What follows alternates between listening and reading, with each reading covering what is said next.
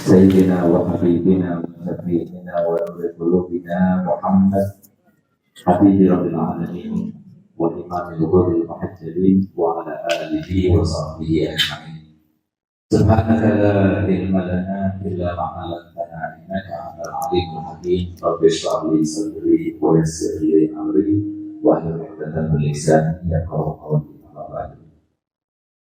Yang sama-sama kita menjaga, kita hormati, kita cintai para habaib,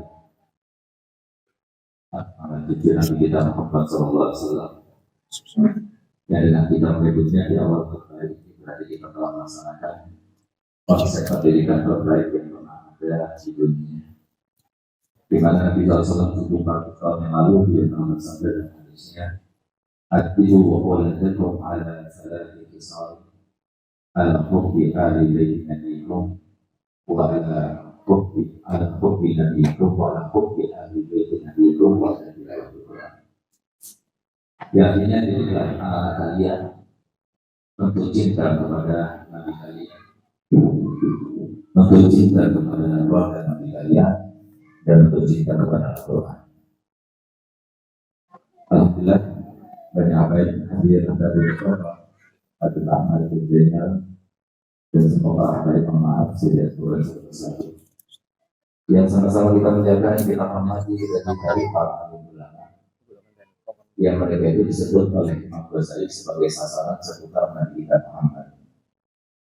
Apapun yang kita inginkan dari Nabi kita Muhammad SAW itu di dalam kalangan umat Nabi Muhammad SAW masih ada di dalam diri mereka. Kita ingin mendapatkan doa Nabi Muhammad, para kiai, para asatidz. Kalau kita ingin dapat keberkahan dari Muhammad, dari keberkahan tersebut terdiri para ulama. Dan demikian itu dengan dasar sabda Nabi kita Muhammad SAW, "Man zara aliman faka'anna ma zarani, wa man sarfa'a aliman faka'anna ma sarfa'ani, wa man jalasa aliman faka'anna ma jalasani, wa man jalasani fi dunya kullu majlisin wa qiyamah." Yang ini bagi siapa yang datang berkunjung ke rumah orang alim, seakan-akan dia itu datang berkunjung ke rumahku. Barang siapa yang berselamat dengan orang alim, seakan-akan dia itu berselamat denganku. Dan barang siapa yang duduk-duduk bersama orang alim seperti kita laksanakan pada siang hari ini, alhamdulillah banyak para ulama di depan kita.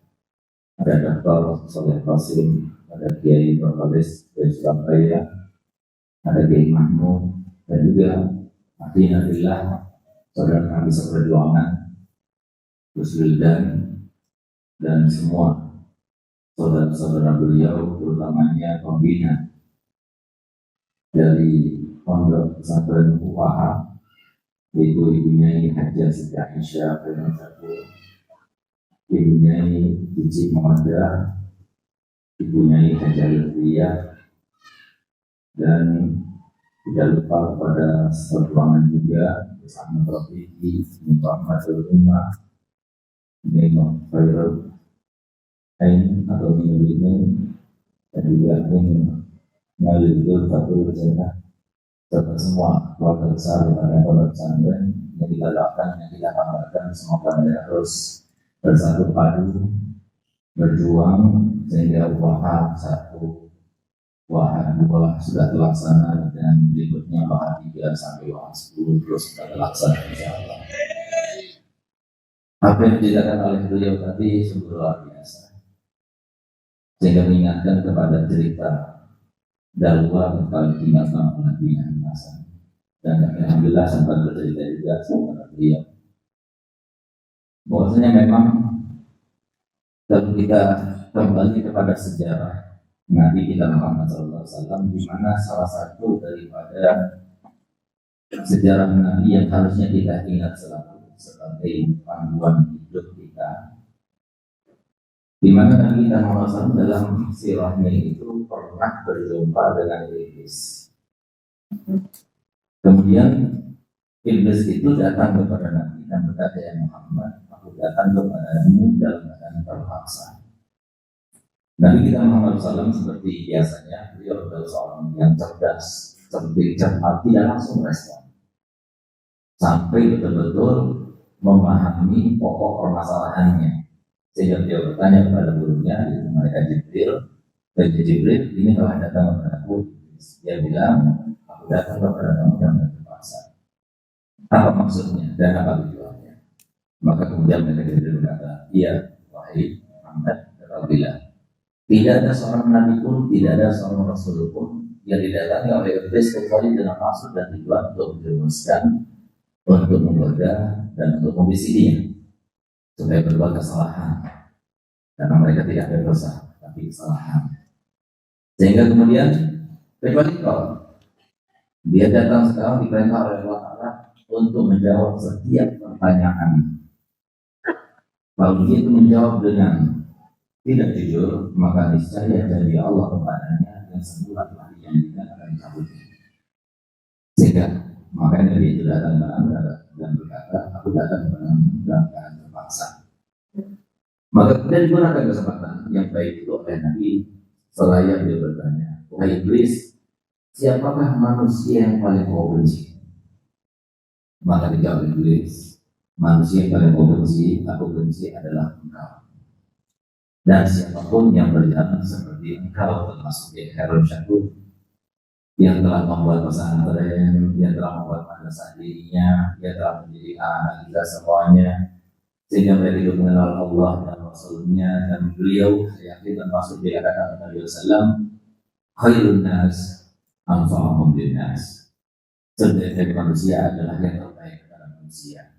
Sudah berapa manusia yang telah mendapatkan kemanfaatannya, mendapatkan hidayah karenanya, bertaubat karenanya, menjadi soleh karena beliau, sehingga apa itu semuanya tercatat dalam catatan memori iblis serta kroni-kroninya dan juga kawan-kawan.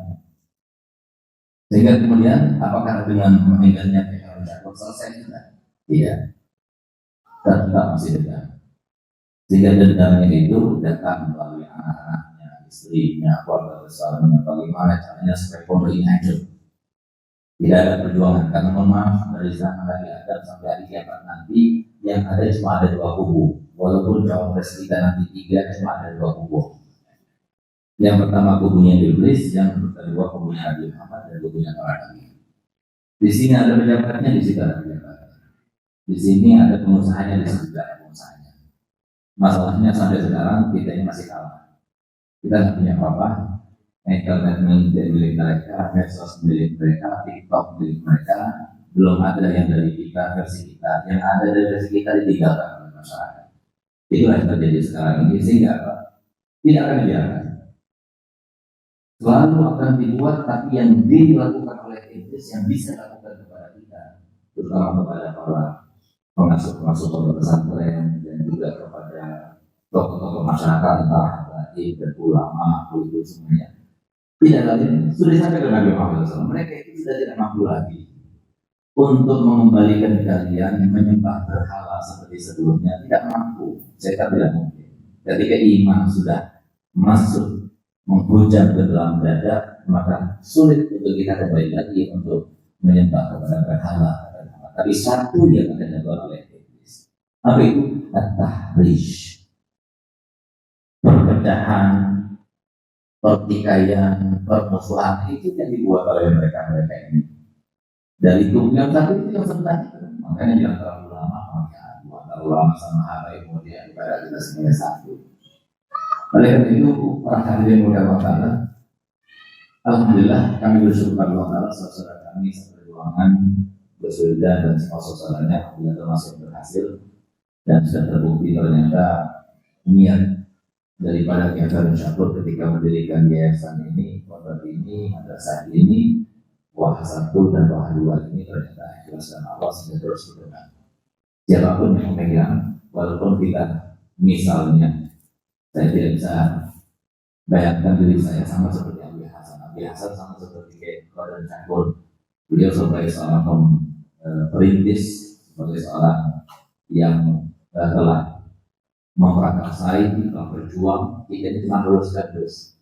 Cuma motivasi saya pada waktu itu terus telah mendapat dari Dr. Yang Soleh Yasin dan juga dari yang lainnya. Kalau kami itu dapatnya begini. Abi itu dulu kan waktu bikin pondok, kemudian 26. Sementara kami ketika tinggal oleh anak saya, itu umur saya 24, umur kakak saya, Habib saya itu 26. Sehingga kemudian saya lebih kuat, lebih genetik, maka dari sekarang masih main bola. Kenapa saya harus kalah dari kakak saya? Harusnya lebih genetik, lebih kuat, lebih bisa mengembangkan dan sebagainya. Alhamdulillah, kalau ditinggal oleh saya punya anak, dan luar itu jumlah muridnya santri dan santri-santrinya sebanyak 650, sekarang sudah menjadi 17.500. Dan berharap wahana juga seperti itu akan lebih gara-gara. Jangan maaf, terus kita ini semuanya berjuang untuk Rasulullah. Wahana 1, wahana 2, jalwa 1 sampai jalwa 6, anak 1 dan anak 2 jalwa itu semuanya juga bukan milik Abu Hasan, bukan milik Ibrahim Syakur, tapi milik Rasulullah SAW. Tapi saya masih teringat ternyata perkataan begini kepada saya. Sehingga kalau kamu nggak mengajar di sini, kamu nggak pernah tinggal di sini. Kita ini cuma mengayomi, kita ini cuma berhikmah, kita ini cuma melayani. Makanya setiap dari kita ini julukannya adalah Khadimul Ma'had. Jadi Khadim kita cuma lebih daripada Pak Selamat tadi, lebih daripada yang aku ceritakan, lebih daripada semuanya. Bahkan para pejabat juga sebetulnya pejabat itu cuma nama sama, tapi sebetulnya Khadimul Ummah. Itu pula para kiai, para ulama semuanya seperti itu. Oleh karena itu saya punya berkata begini kalinya, kepada siapa kita bekerja? Kita ini bekerja kepada Allah dan Rasulnya. Allah kalau itu anak Quran, intan suruh bagian suruh. Kalau seumpama kalian telah membantu untuk perjuangan Allah, maka Allah akan bantu perjuangannya. Sehingga manusia yang paling mudah untuk dapat pertolongan Allah di muka bumi ini semuanya adalah para ulama. Dan manusia yang paling bahagia yang pernah ada di muka bumi ini, silahkan diteliti, adalah mereka para ulama. Karena dari satu segi memperjuangkan agamanya Allah. Bahkan saya nyata berkata begini, apalagi Nabi Muhammad yang telah bersabda dalam hadisnya, anak khairul mukafi, fa in ahsana ahadukum ila ahadin falam yukafihu fa ana kafirun yawmal qiyamah. Akunya adalah manusia yang paling pandai membalas jasa. Seandainya di antara kalian ada yang berbuat baik kepada orang lain, lalu orang lain itu tidak membalasnya, jangan khawatir, aku yang membalasnya untuk kalian bulan hari kiamat. Karena saya punya apalagi kita berjuang bekerja kepada Nabi Muhammad. Apakah Nabi Muhammad akan membiarkan begitu saja kita tidak mendapatkan upah, tidak mendapatkan balasan? Masya Allah, paling sedikit balasannya para kiai, balasannya para dai, balasannya para ustaz, balasannya para donatur yang menanggung, yang membiayai pondok-pondok seperti semacam ini, wahana ini. Paling sedikit yang kita akan meninggal Rasulullah. Jadi yang kita harapkan, semoga hidupnya ini Aisyah dan semua keluarga besar wahana. Nanti kita berjumpa bersama Nabi Muhammad, bersambut dengan Nabi Muhammad. Biarkan kita senyapkan, sekarang biarkan sampai dulu, biarkan difitnah dulu, biarkan kita dihasuti dulu, biarkan kita dipilih. Karena kalau seorang pondok itu tidak dia memusuhi kesulitan, dia jangkau ke kesulitan. Karena memang kesulitan itu kalau setiap ada kiai yang datang bangsa ini apa, selalu bilang, nah gimana? Musuhnya dari tetangga ada yang enggak, selalu katakan demikian. Jadi kenapa satu bilang gitu? Kalau pondok itu tidak ada musuhnya dari keluarga maupun dari tetangga, berarti setan tahu itu pondok tidak ada baiknya. Saya dapat tinggal sama setan. Tapi kalau semua pondok itu banyak musuhnya, baik dari keluarga dari tetangga, berarti setan tahu itu bagus, makanya tidak biarkan.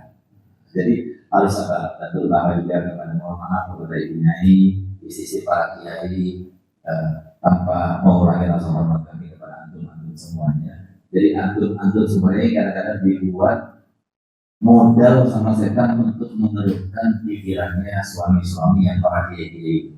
Jadi sekarang terus sampai dengan terus lagi sudah kiai sekarang. Jadi dia ngambil dan kalau semua santun terus kapan kiai ya. Jadi sekarang sudah kiai. Karena dia sudah pegang modal, dia sudah punya ilmu. Alhamdulillah, bila. Jadi alhamdulillah saya juga bukan terus lagi sudah kiai. Alhamdulillah kiai. Alhamdulillah saya ini aktif tapi banyak keluarga kiai. Saya ke Sunan Ampel itu yang ke-15. Jadi alhamdulillah umi kami dari Bapak Rijah dari Habib Muhammad Kehidupan, istrinya beliau ibu kami itu Nyai Asma. Nyai Asma itu putri daripada Nyai Pasor. Nyai Asma itu putri daripada Nyai Mania. Nyai Mania putri daripada Nyai Sanusi. Nyai Sanusi istrinya Nyai Samani. Nyai Samani dari Harun. Nyai Harun dari Abdul Akhir. Ya Akhir bin Kiai Siti. Kiai Siti bin Abdul Karim Balang. Abdul Karim Balang bin Kiai bin Sunan Cendana yang ada di Kuanyar. Sunan Cendana bin Dia Khotib bin Sunan Derajat dalam derajat Islam. Jadi alhamdulillah kami bersama keluarga Pondok Pesantren Al-Amin dulu juga Asem Bagus, PSA itu semuanya masih saudara sama kita. Bahkan Menteri Pan RB itu 4 buku sama saya. Terus Azari itu juga buku sama saya. Oleh karenanya Gus Reza selalu nanti jangan antum tinggalkan di kegiatan Dr. Habib Kiai Haji. Masih ada Kiai juga. Jadi kita sama. Bagus Kiai Haji sekarang ini kita sama. Walaupun dia masih naik bola ya. Jadi alhamdulillah Pak Haji yang mereka mau memang sebuah perjuangan itu tidak mudah. Dari mulai Nabi kita Muhammad SAW memperjuangkan agama ini tidak mudah. Karena memang perjuangan Nabi itu dari mulai diangkat menjadi seorang Rasul sampai beliau itu masih ada perjuangan. Jadi hebat para ulama dikatakan bahwa perjuangan itu tidak ada hentinya kecuali dengan melayangnya nyawa, berpisahnya nyawa dari badan, baru selesai perjuangan itu. Sehingga pantas kalau seorang kiai itu, seorang alim itu adalah manusia-manusia yang tidak mungkin bisa kita capai kedudukan. Bahkan Sayyidina Abdullah bin Abbas ketika menafsirkan ayat berbunyi, yarfa'illahu alladhina amanu minkum walladhina utul ilma darajat. Itu derajat antara Nabi dengan para ulama cuma satu stage saja, Nabi lalu ulama. Tapi antara derajat ulama dengan derajat para ahli ibadah yang lainnya, ahli puasa, ahli sedekah, ahli akhlakul karimah, ahli sholat malam dan sebagainya, itu terpaut sebanyak 700 derajat. Padahal antara satu derajat dengan derajat berikutnya itu memakan waktu jarak tempuh selama 500 tahun. Sehingga kata beliau kalau kita ini mau menyaingi ya kalau campur di kebulan yang soleh klasik yang normalis itu tidak perlu waktu umur selama 350.000 tahun beribadah baru menjadi bisa nyalain mereka. Jika lantas mereka satu-satunya nanti yang tidak lain dan tidak lagi kita akan mencari keluarga kita, orang dekat kita, kerabat kita. Bahkan Allah sudah menyatakan memastikan dalam Al-Qur'annya al-aqillahu yawma idzin ba'duhum li ba'din adu. Antara para kekasih ketika di dunia itu, mohon maaf olehnya saya selalu menghimbau, ayo berbuat untuk diri kita sendiri, bukan berbuat untuk keluarga kita, bukan berbuat untuk suami atau istri kita, bukan berbuat untuk anak kita. Fokuskan kita berbuat untuk diri kita sendiri. Dan itu yang terjadi. Sesuai dengan sabda, sesuai dengan firman Allah Taala yang berkata, anfusakum wa ahlikum nar. Diri kamu dulu, fokuskan diri kamu. Ketika kita meninggal, yang merasakan kematian, sakitnya kematian, begitu pula semua tahapan-tahapan saja kita sendiri yang ini tidak bisa merasakan. Yang dimasukkan di lihat kita sendiri, yang ditanya oleh muka rakyat juga kita sendiri. Dan nanti ketika kita di padang mahsyar, yang tadinya sekarang ini masya Allah kita terkait benar dengan istri kita, suami kita, begitu pula anak kita, bahkan itu investasi dengan investasi masa depan, mengumpulkan uang sebanyak-banyaknya, bahkan sampai para pejabat mereka itu dalam korupsi di saat umurnya sudah 60 tahun, 50 tahun, untuk apa lagi uangnya? Sebentar juga akan tinggal dunia. Karena memikirkan bahwasanya anak turunannya masa depan mereka sebagai itu urusan kita, urusan Allah. Urusan orang lain urusan dia sama Allah. Urusan kita sendiri urusan kita. Sampai-sampai kita itu lupa bahwasanya umur modal, harta kita modal, waktu kita modal, itu semuanya adalah untuk kita sendiri, buat siapa-siapa. Tapi kita tidak menggunakannya. Begitu kita melihat dunia, lalu kita terasa baru menyesal. Sehingga pantas kalau Nabi SAW bersandar manisnya syarrun nadama ada yaumil qiyamah. Sejelas-jelas penyesalan adalah penyesalan hari kiamat. Kenapa? Karena yang kita gaung-gaungkan besar-besar kan ternyata nanti Allah Taala sudah menyatakan dalam Al-Quran, yaumul yafirrul mar'u min akhihi wa ummihi wa abihi wa sahibatihi wa banihi likulli imri'in minhum yawma idzin sya'nun. Pada saat itu semuanya akan berlari. Dari kerabatnya, dari orang dekatnya, dari para kasihnya, bahkan orang tua dipanggil anak-anaknya. Ayo, siapa bilang aku ayam? Siapa bilang aku ibu? Anakku, siapa bilang aku anak? Semuanya berbohong. Kenapa? Karena pada saat itu nggak bisa ada yang bisa menyelamatkan kecuali amal kebaikannya. Tidak ada yang bisa menjerumuskan kita dan meletakkan kita ke dalam kesengsaraan yang sesungguhnya api neraka kecuali dosa kita. Bukan dosa orang lain. Sehingga pada saat itu dia cari-cari salah, cari-cari kesempatan, dan teringat semuanya. Mohon maaf, para ibu-ibu, juga para suami, sekarang ini banyak istri yang diam. Walaupun suaminya KDRT, walaupun suaminya semena-mena, walaupun suaminya seakan-akan dia itu adalah orang yang lebih berkuasa daripada istrinya dan sebagainya. Dia tidak apa? Karena dia masih takut.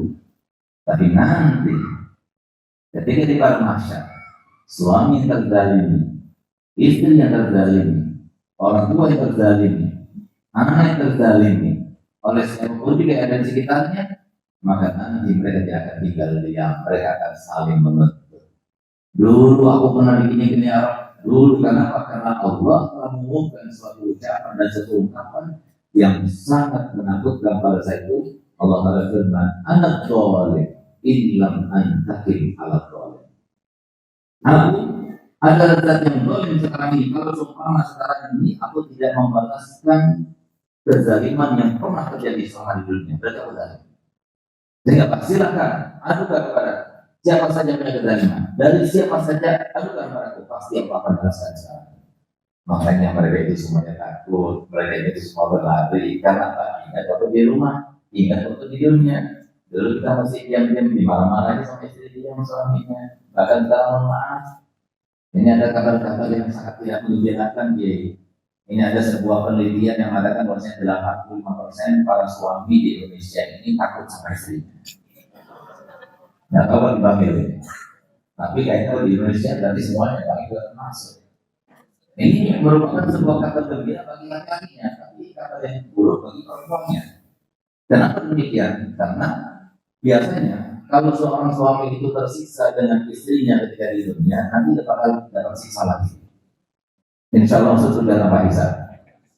Inna muwaffas sabiruna ajrahum bighairi hisab. Tapi masalahnya saudara kita perempuan, istri kita. Makanya pantas kalau Nabi SAW kemudian bersabda, mata Indonesia ra'aitunna aktsarahunna. Kenapa perempuan kok mereka itu lebih banyak berada di neraka? Kita sebagai seorang suami, kita tidak pernah mereka berada di neraka. Kita sebagai seorang mukmin yang dikatakan dalam salam di antara tanda-tanda mukmin adalah wal nafsi jadi la yumkinu ahadukum hatta yuhibba li akhihi ma yuhibbu li nafsihi.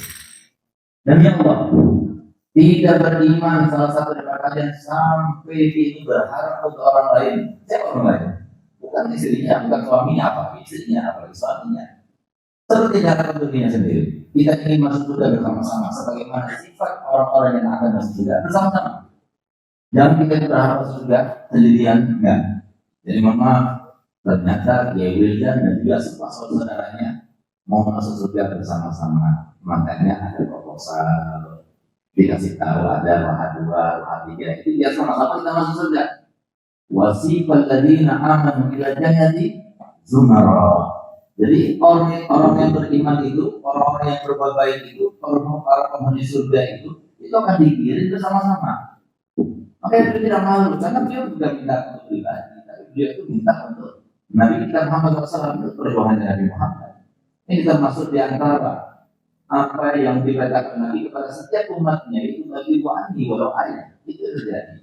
Oleh karena itu maka alhamdulillah beliau masih mau berjuang dan semoga berjuangnya terus berhasil mengembangkan pondok Waha ini terus sampai Waha 2 sampai 10 dan sebelum meninggal sudah 10 sudah ada insyaallah sehingga diteruskan oleh anak berikutnya dan tetap kita berjuang sampai ke sana kita Muhammad SAW.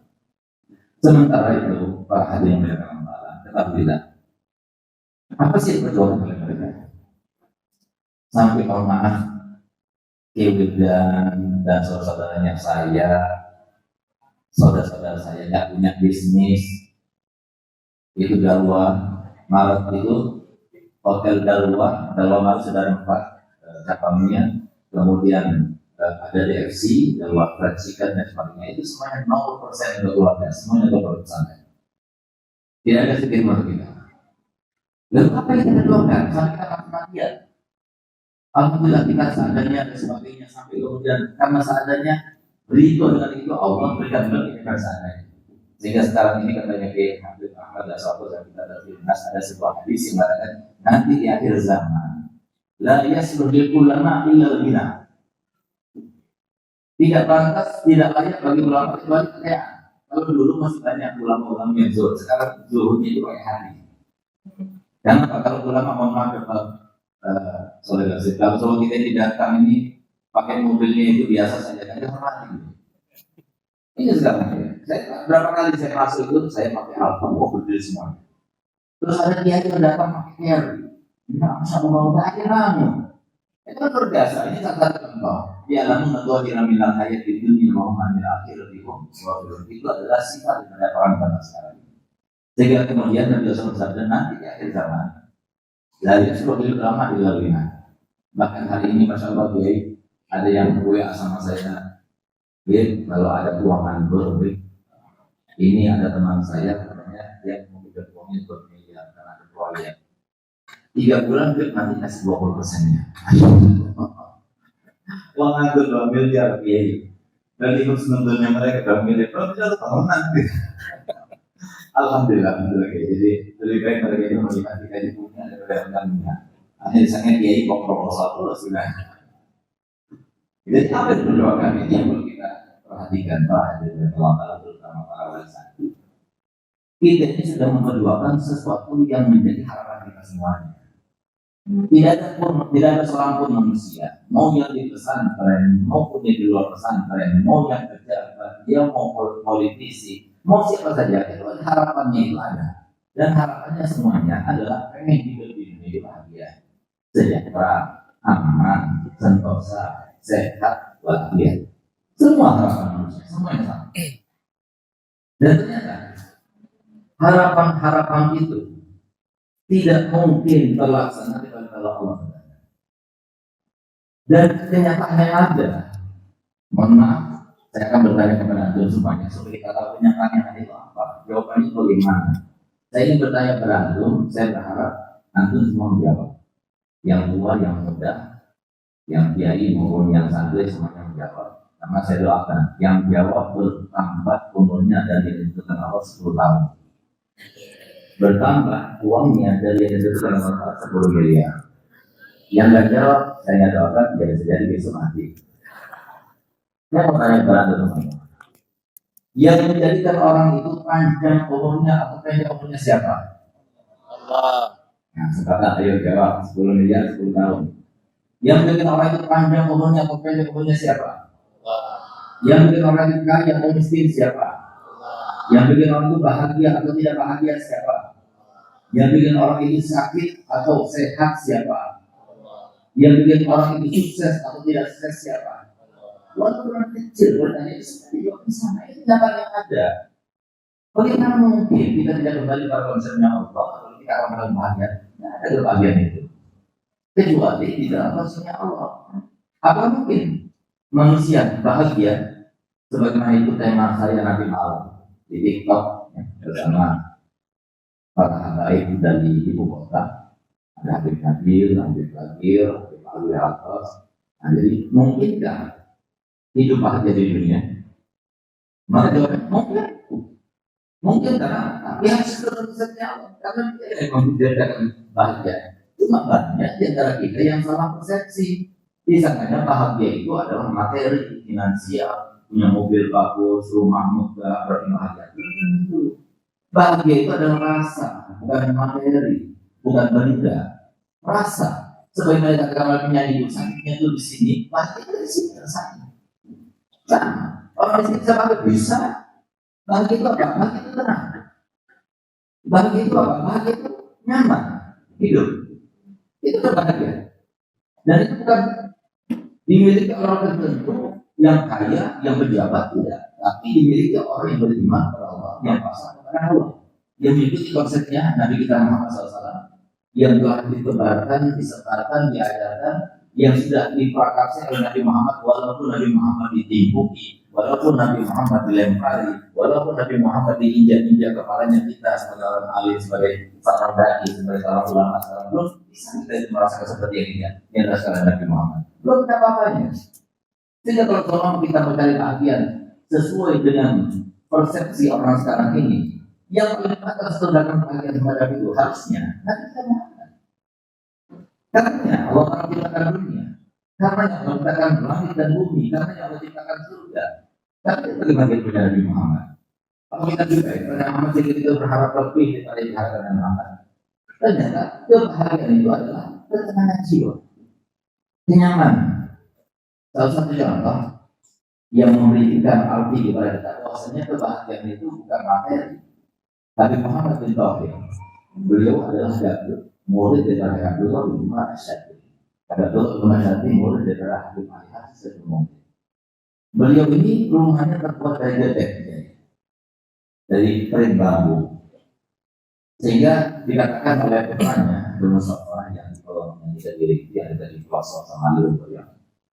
Dan beliau termasuk pengajar di beliau dan pelosok Habib Muhammad bin Taufiq ini. Beliau katakan, kalau mau buka pintu rumah ayahnya, itu diangkat dulu, lalu digeser. Tanahnya itu bukan dari semen, tapi dari tanah. Bawahnya, lantainya. Tapi subhanallah, datang Haji Basroni, ayahnya, dia punya toko emas di rumah besar itu milik beliau. Datang kepadanya, Bib, saya mau bangun rumah untuk Habib. Biar Habib itu enak menerima tamunya, buka pintunya, ada lagi ngangkat menggeser. Apa kata beliau? Jangan Haji, sudah cukup begini aja, sudah cukup. Apa lagi dicari? Saya tidak punya hutang saja sudah alhamdulillah. Sekarang mau kalau bukan belajar jadi orang kaya kan? Nabi Muhammad kotanya sedang punya hutang sudah alhamdulillah. Yang begini sudah alhamdulillah dia. Nah, kenapa banyak alhamdulillah?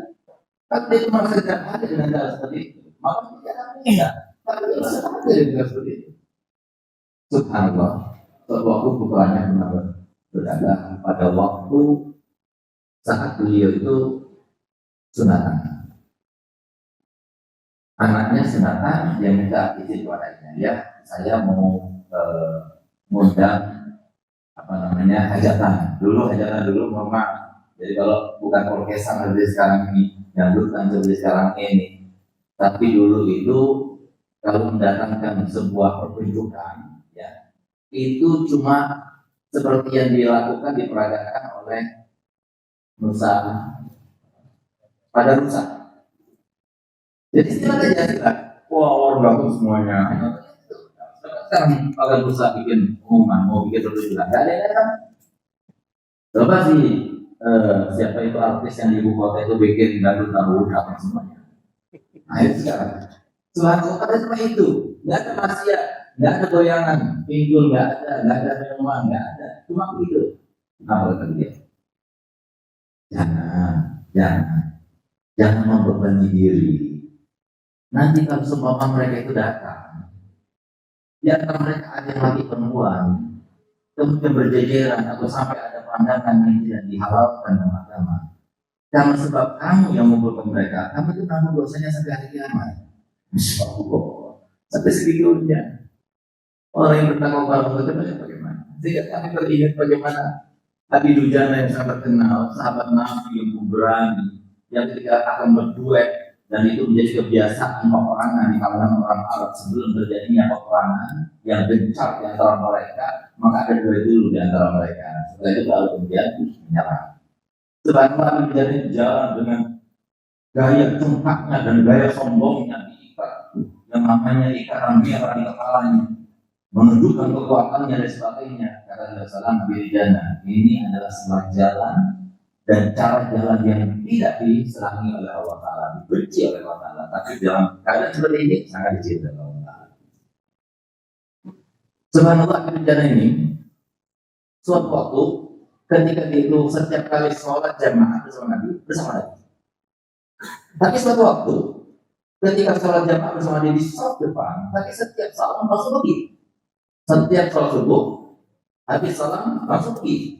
Biasanya tidak tunggu sampai Nabi selesai masa kamarnya baru mereka berhamburan ke rumah masing-masing. Ini tidak. Setelah salam langsung pergi. Kita keluar dengan Nabi. Tapi tidak. Kamu tidak mau mendengarkan doaku, kamu tidak mau berdoa bersamaku, kenapa mau keluar? Sebelum waktunya dan seperti kebiasaan kami sebelumnya. Apa jawabannya? Mohon maaf ya Rasulullah, bukan maunya aku, tapi tetanggaku ini yang seorang Yahudi ini. Sekarang ini pohon kurmanya, kebun kurmanya ini sedang panen, sedang berbunga-bunga, sedang berbuah. Kadang-kadang kalau malam hari itu jatuh buah kurma itu pas di halaman rumahku. Sehingga saya takut kalau saya tidak pulang duluan, takut anak saya itu bangun duluan, dia mengambil buah kurma itu dan memakannya. Sebelum mereka itu bangun, saya akan cegah mereka jangan sampai makan dulu, karena itu bukan milik kita. Siapa sebenarnya? Waroknya. Dan ternyata mereka itu bahagia dengan seperti itu. Sahabat Salman Al-Farisi radhiyallahu anhu, setelah meninggalnya Nabi SAW, beliau rumahnya itu sampai tidak bisa dipakai lagi kecuali yang di bawah pada di bawah tangga, sehingga dia bersama keluarganya, anaknya semua menyambut di situ. Maka kemudian diperintahkanlah oleh Sayyidina Umar untuk membangun rumahnya Salman. Karena Sayyidina Umar yang memerintahkan, maka Sayyidina Salman berkata, tapi sebelum kau bangun rumahku, ceritakan dulu kepadaku bagaimana kau akan bangun rumahku. Maka kita akan melihat Salman, apakah bangun rumahmu seperti kau bangun rumahmu. Kalau kamu tidur, kepala kamu menempel kepada tembok dan kaki kamu menempel juga kepada tembok satunya. Kalau kamu berdiri, kepala kamu itu tidak jauh dari kepalamu. Kalau gitu enggak. Sampai seperti itu. Padahal mau dibangun sama umat ya. Kenapa? Padahal mereka itu orang dekat kepada Nabi Muhammad. Padahal mereka bahkan termasuk yang sudah dijamin dengan masuk surga oleh Nabi Muhammad. Karena mereka itu berpikiran mungkin jaminan itu, penyampaian kabar gembira itu oleh Nabi SAW itu terkait atau disyaratkan dengan sesuatu dan aku tidak melaksanakannya, sehingga mereka tidak mau berubah sedikit pun. Para sahabat Nabi itu rata-rata mereka tidak mau berubah sedikit pun dari keadaan seperti ketika Nabi SAW hadir. Itu adalah kami para sahabat Nabi. Adalah masa bahagia. Dan sudah bahagia dengan cara seperti itu. Sehingga saya bilang bahagia itu terkait dengan finansial, terkait dengan materi, terkait dengan kecantikan, terkait dengan ketampanan, tidak sama sekali. Tapi kebahagiaan itu kalau kita bisa melaksanakan seperti yang disampaikan oleh Allah dalam konsep kebahagiaan yang di dalam Al-Quran. Di mana konsep bahagia itu dalam Al-Quran disebutkan ambil sholihan min dzakarin aw unsa wa huwa mu'minun falanuhyiyanahu hayatan thayyibah. Siapapun, mau laki mau perempuan, mau sebagai suami, sebagai istri, sebagai anak, sebagai orang tua, siapapun dia, asalkan dilandasi dengan dua unsur. Yang pertama keimanan, yang kedua pengamalan. Amal soleh itu pengamalan. Cuma masalahnya yang keimanan ini banyak orang yang saru, banyak orang yang ngerti, banyak orang yang paham bisa enggak. Jadi keimanan itu adalah sebuah level. Kalau kita sudah pakai sarung seperti ini, apalagi pakai imamah seperti wah orang mukmin. Tidak. Ternyata iman itu sebuah pencapaian. Dia tidak mungkin kita bisa mencapai kepada pencapaian tersebut dengan usaha dan upaya. Sebagaimana seorang presiden tidak mungkin dia menjadi presiden setelah dia itu berupaya. Jadi jalannya itu kerja nggak mudah, sebuah pencapaian. Beri pula para saudara kaya dan sebagainya seperti itu. Nah sehingga di sini kalau kita ingin tahu apa itu keimanan itu seperti disampaikan Nabi Muhammad SAW, al-iman wal yaqinu kulluh. Iman itu keyakinan. Mohon maaf, kalau kita bertanya tentang keyakinan, sesuatu yang kita yakini sekarang masih ada bisa digambarkan. Seperti apa? Saya mau tanya kepada semuanya. Sekarang ini siang apa malam? Yakin? Berani bersumpah? Itu namanya yakin. Itu namanya yakin. Kita harus yakin seperti yakinnya para ulama, para kiai, para sahabat, para tabiin, dan yakinnya Nabi Muhammad. Kalau sholat lima waktu itu membahagiakan Allah. Kalau kita meyakini yang semacam itu, maka itulah yang dimaksudkan oleh Allah Taala. Inna sholata tanha 'anil fahsya'i wal munkar. Itu orang yang sholat itu dia yang tidak yakin. Sehingga fungsi dari sholat itu tidak ada.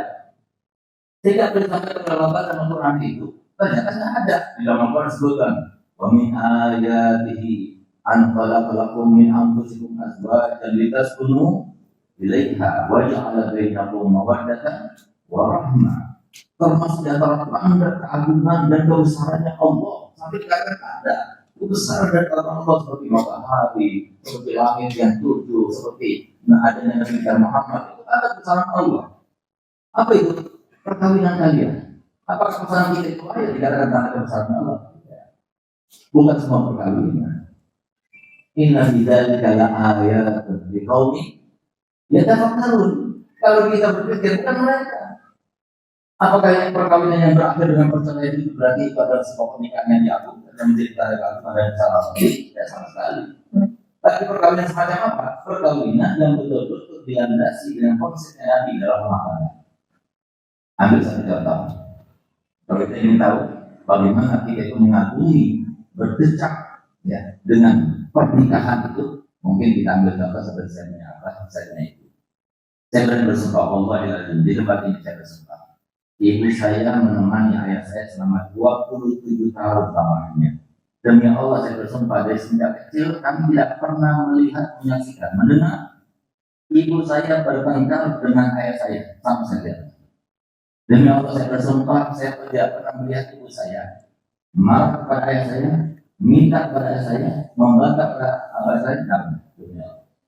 Demi Allah saya bersumpah dari semenjak saya kecil sampai sekarang ibu saya tidak pernah berjumpa orang lain. 3 hari hadap Quran, 3 hari hadap Quran. Dan kita pernah berbahagia dengan saya. Banyak kita lihat, kalau kita begitu nanti suami tambah jadi. Saya mau dari situ yang terjadi sama dia. Kalau suaminya seperti Nabi Muhammad. Itu kata-kata yang tidak kontra dengan apa yang ada dalam Quran. Itu sudah ada konsepnya. Kalau tanpa konsep tidak mungkin. Mohon maaf. Ada sebuah pertanyaan yang mungkin bisa kita jawab sendiri, kita pikirkan sendiri untuk kita itu memastikan. Ini loh jalannya Nabi. Jalannya Nabi itu membahagiakan.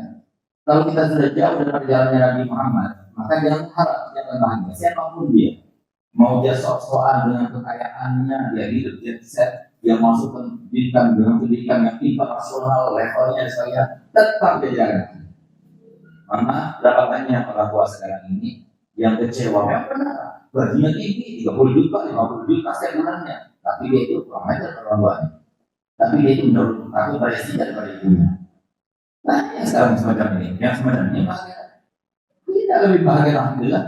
Saya beserta saudara-saudara saya bersumpah demi Allah, saya punya ibu, tidak punya ibu, sudah untuk maksudnya ibu.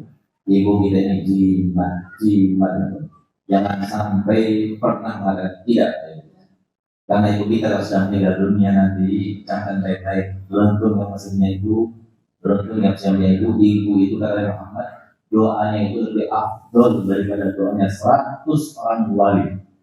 Ngapain kita datang ke mana itu ibu kita. Sekarang berdoa sampai pada hasil menjadi seorang putu pada wali ibunya. Bu, itu bu ada Habib datang ini, doakan anak seperti beliau. Dia nak doakan seperti dia. Sampai dia datang mau yang tinggi, kata ibunya. Ibu kalau sudah meninggal dunia, nanti akan datang waktunya. Kata Nabi Muhammad SAW, setiap ibu meninggal dunia, ada sebuah seruan di atas sana yang berbunyi. Apa isi seruan itu? Telah meninggal ibumu, yang karenanya aku mudahkan kau mendapatkan rezeki itu. Telah meninggal ibumu, yang karenanya aku mudahkan kau berdosa bersama. Telah meninggal ibumu, yang karenanya aku mudahkan kau mendapatkan derajat yang tinggi di sisiku. Sekarang dia sudah tidak ada lagi, carilah dengan sesamanya. Ibu yang sekarang ini, mohon maaf, kita lebih takut dari si kita daripada ibu kita. memuliakan istri daripada ibu kita, ternyata ibu kita itu rahasia Allah di dalam kita.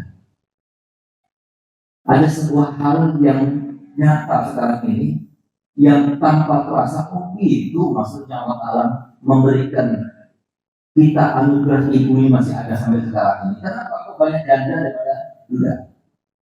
Lebih banyak janda atau tidak dipanggil? Bapak Ketua RT saya mau tanya, di Pasuruan ini banyak jandanya atau tidaknya? Ternyata janda. Kenapa banyak jandanya? Kok kenapa suami itu banyak tinggal duluan sebelum ibu-ibu? Karena Allah tahu ibu itu lebih bermanfaat untuk anaknya. Dan bapak itu bukan berarti bukan sebenarnya tidak. Bapak itu bahaya kalau masih ada terus. Kenapa? Karena tahu bahwasanya anak-anak sekarang itu anak jelas semua orang. Nanti kalau bapak tua sampai tua sampai pikun masih ada dia, nggak mati, kemudian lihat anaknya nggak peduli pada dia. Sekali keluar doa yang tidak baik jatuh langsung. Itulah yang kita doa Islam, doa walid diwaladihi kadoain Nabi ala ummati. Jadi doanya seorang ayah kepada anaknya, tapi doanya tidak baik. Seperti doanya Nabi kepada umatnya. Jadi bukan doanya seperti doanya wali lagi, tapi doanya Nabi kepada umatnya. Jadi kalau yang tidak baik dari orang tua itu hanya dari ayah saja. Kalau dari perempuan enggak. Kalau semua dari perempuan yang dikabulkan sama Allah, habis kita sebagai manusia jadi binatang semuanya. Karena biasanya itu ada orang-orang jabat hewan-hewan itu luar itu ada di luar semuanya. Dan alhamdulillah yang dikabulkan oleh Muhammad selalu doa kebaikan ibu. Tapi kalau keburukan jadi ayah. Apapun yang didoakan oleh ayah katanya jatuh, hati-hati. Yang itu makanya diambil dulu. Selain sebabnya seperti itu, sebab yang lainnya apa? Kita ini suami ini berdasarkan penelitian di dokter. Berdasarkan penelitian kenapa kok suami meninggal dulu sebelum istri-istrinya? Karena suami ini kok ada masalah itu apalagi pas malam Jumat konsen ditahan. Kalau sampai disampaikan pada istrinya, nggak dapat jatah. Ini hanya ditahan, dibendung, hanya jantungan. Akhirnya kena penyakit ini kan itu tanya pada dokter. 75% penyakit karena pikiran. Pikirannya nggak orang biasa. Apalagi yang sekarang ini banyak mau kawin tidak bisa. Dia bikin mati. Akhirnya mati duluan dokter. Ada juga perempuan tidak mau melampiaskan. Nah, jangan kamu tahan mana, jangan kamu bendung masalah kenapa. Nanti kalau kamu bendung masalah penyakit, jadi mau panjang umur lepaskan saja. Itu kan dari orang yang bijak itu dari setan.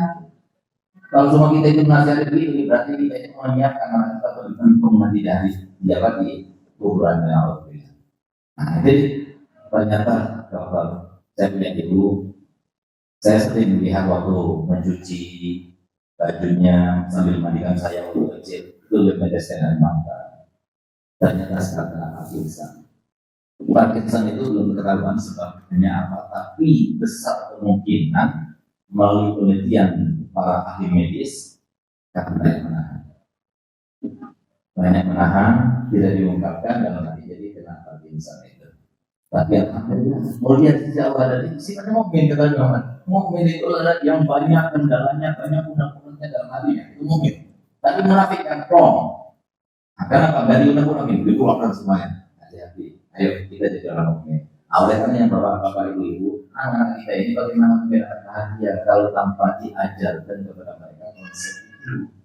Konsep itu tidak ada. Alhamdulillah kami berlima telah bersumpah untuk mengatakan tidak mengatakan tidak pada ini. Selalu yang kami sampaikan pada dia itu berikan kita yang bahagia.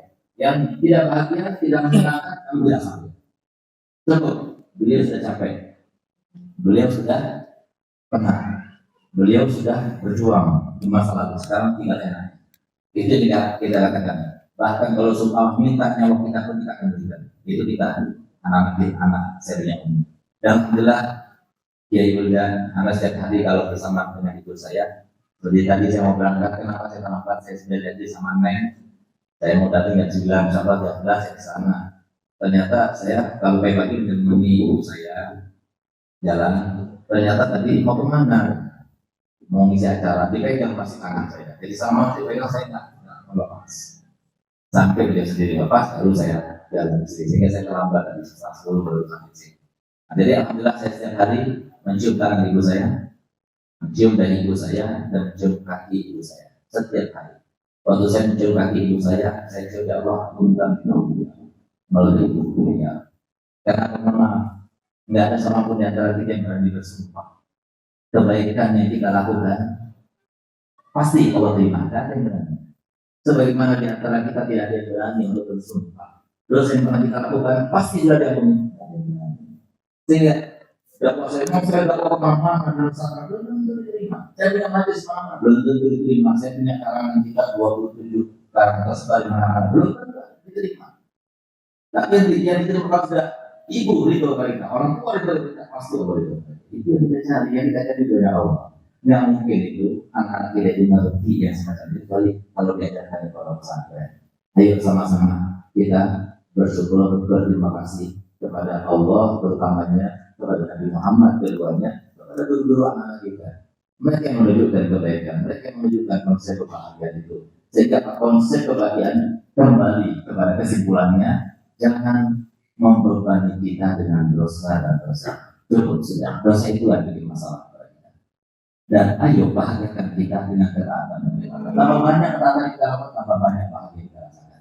Akhirnya Muhammad Allah, semoga berkat kebetulan kita, berkat para kiai, para rakyat berkumpul ini, semoga wahai ini menjadi sebab Kiai Khairul Syakor beserta keluarga besarnya menjadi jariah dan berhubung kepada Nabi Muhammad, menjadi sebab bagi Kiai Syakor dan juga semua para keluarga besarnya, anak-anaknya, dan putrinya, putranya, semuanya sederajat dengan Nabi Muhammad, menjadi sebab bagi Kiai Khairul Syakor, insyaallah wahai ini insyaallah menjadi sebab bagi mereka mendapatkan ridhonya Allah Subhanahu wa taala, sehingga nanti di pada mahsyar, di alam kuburnya dan di alam akhiratnya semuanya dibahagiakan mereka. Bahkan di dunia sudah bahagia karena mereka termasuk insan surga yang surga. Ya Allah, jadikanlah kami semuanya Allah berkat perkumpulan ini, berkat kami datang ke tempat yang mulia ini, tempat yang dimiliki oleh-Mu ya Allah dan dimiliki oleh Nabi Muhammad SAW. Berkat mereka para pejuang-pejuang-Mu ya Allah, jadikan kami meninggal tempat ini kami mengampunkan dosa-dosa kami.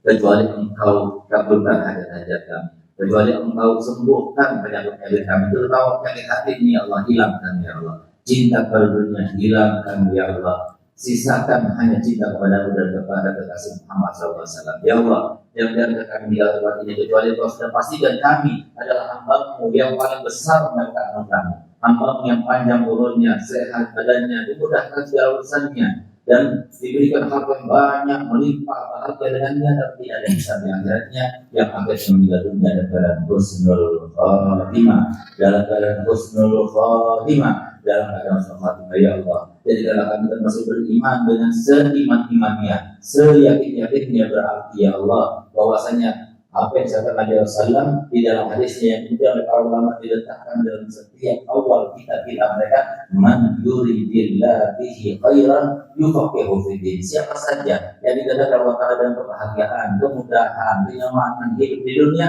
maka Allah akan lintaskan di dalam dirinya untuk belajar ilmu agama. Ya Allah, biarkan anak turun kami semuanya tidak jauh daripada 4M yang hanya 4M saja bisa menyelamatkan umat ini, yaitu yang pertama mondok, yang kedua adalah madrasah diniyah, yang ketiga adalah mengaji, karena mengaji, dan yang keempat adalah majlis taklim.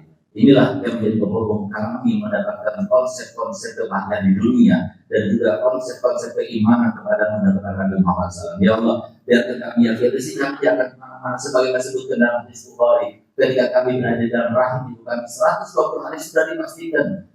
Dari mulai lahir sampai kita meninggal sudah dipastikan dunia kami tidak akan kemana-mana. Ya Allah, jadikan kami termasuk yakin sehingga kami tidak berusuk sana berusuk sini untuk melakukan sesuatu yang dosa yang tidak ridho ya Allah. Ya Allah, jauhkan kami dari segala hal yang memurkakan-Mu ya Allah, dan dekatkanlah kami kepada segala hal yang membuat Kau ridho kepada kami semuanya. Rabbana atina fid dunya hasanah wa fil akhirati hasanah wa qina adzabannar.